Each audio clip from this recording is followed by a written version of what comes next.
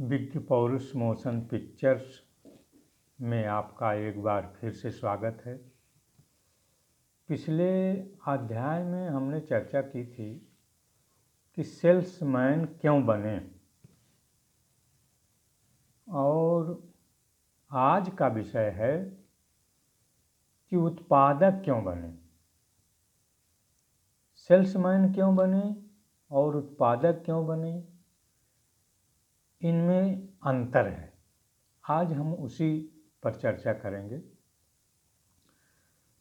पिछले अध्याय में मैंने ये भी बताया था कि विक्रेता के बजाय खरीदार बनना ठीक नहीं है। विक्रेता बनने से आपको जो बेनिफिट मिलेंगे वो खरीदार बनने पर नुकसान ही होता है। तो आज हम चर्चा करेंगे कि उत्पादक क्यों बने।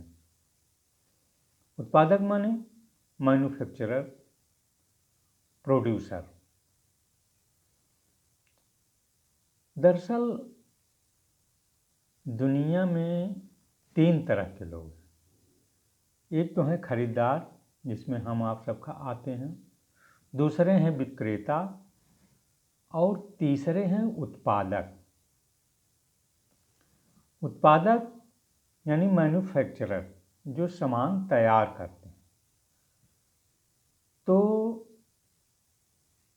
इनको खरीदार लोग अपने पैसों से विक्रेता का घर भरते हैं, तो विक्रेता लोग भी अपने पैसों से उत्पादक का घर भरते हैं, जिसके एवज में उत्पादक लोग सामान या उत्पाद विक्रेता की दुकान में भरते हैं, देते हैं, और विक्रेता लोग अपनी दुकान से सामान खरीदार को देते हैं।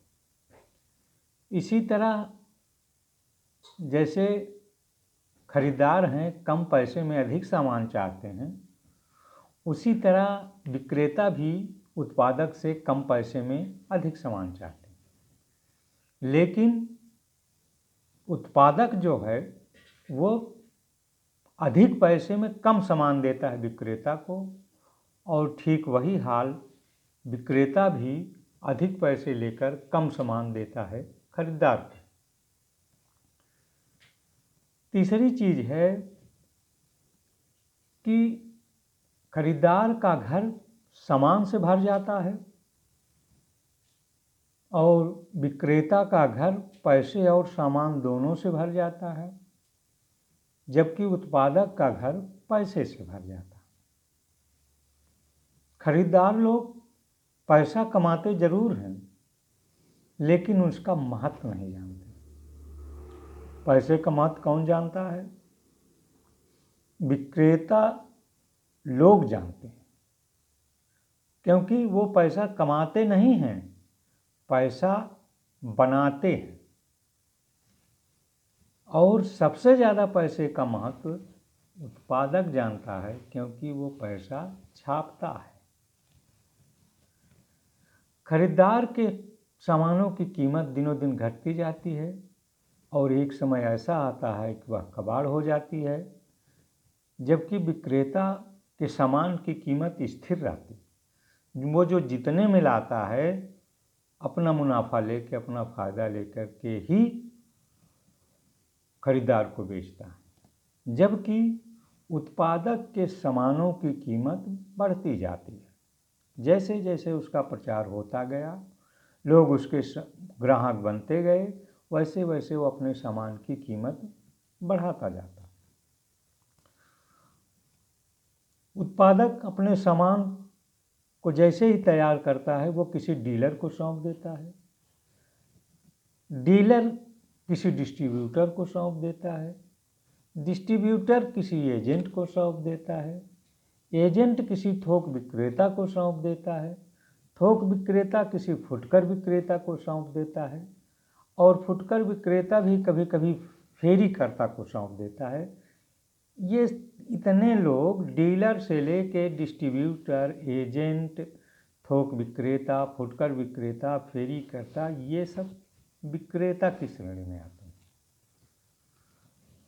तो इस तरह से उत्पादक अपने सामान को विक्रेताओं में ठूंस देता है और कभी कभी तो ये कहता है कि पहले बेच लो फिर मुझे पैसा दो।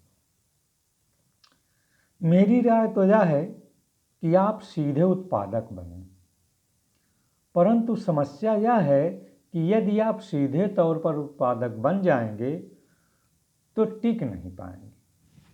क्यों? क्योंकि जो आप सामान तैयार करते हैं वो बिकना भी तो चाहिए।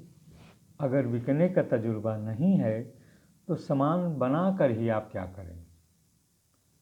सामान तैयार होना बड़ी बात नहीं है, सामान बिकना बड़ी बात है और उसकी मार्केटिंग में आधे से ज़्यादा पैसा तो खर्च ही करना होता है।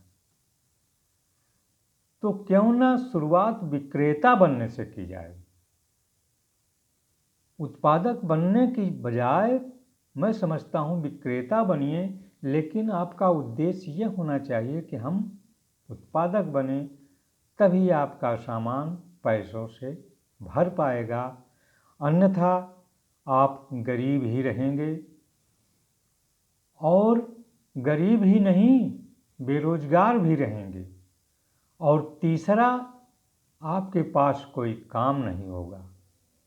इसलिए यदि आप अपने माता पिता बीवी बच्चों से प्यार करते हैं तो कुछ न कुछ आपको करना ही होगा। तो क्यों ना विक्रेता या उत्पादक बना जाए। अगर यह भाग आपको पसंद आया हो तो लाइक करिए, सब्सक्राइब करिए और पसंद आया हो तो कुछ कमेंट करिए।